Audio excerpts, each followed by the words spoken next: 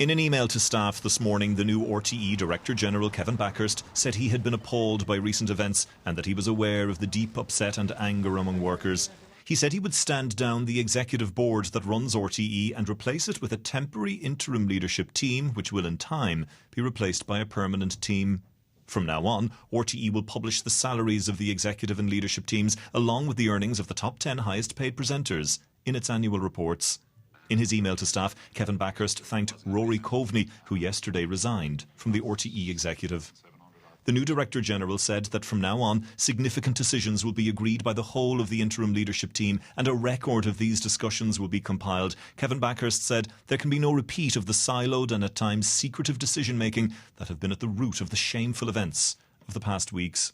The establishment of a register of interests for staff and contractors will be expedited in consultation with the RTE trade union group.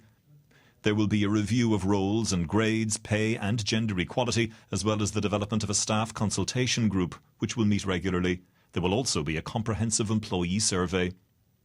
I think that the standing down of the board is a good idea, but there will be questions to be asked about that. I mean, we will be asking if people who are stood down, what are the costs of restructuring? Are people going to walk out the gate with exit packages? The Media Minister Catherine Martin welcomed the changes announced by Kevin Backhurst, describing them as the first steps towards helping restore public confidence in RTE. It comes at the start of another week of intense scrutiny for the broadcaster, with further Oireachtas committee hearings over the coming days. It is a defining moment, if you like, for RTE because there's a lot of people with high hopes for a new beginning in RTE, a chapter in its history that's open and transparent. Trust in our national broadcaster is at an all-time low and they need to rebuild that, and Mr Backhurst is going to need to work very, very hard to rebuild that trust. I think he has made a good start, but obviously we're going to reserve judgment until we see the outworkings of his announcement.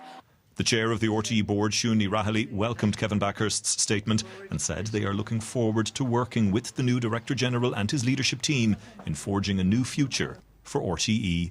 Brian O'Donovan, RTE News.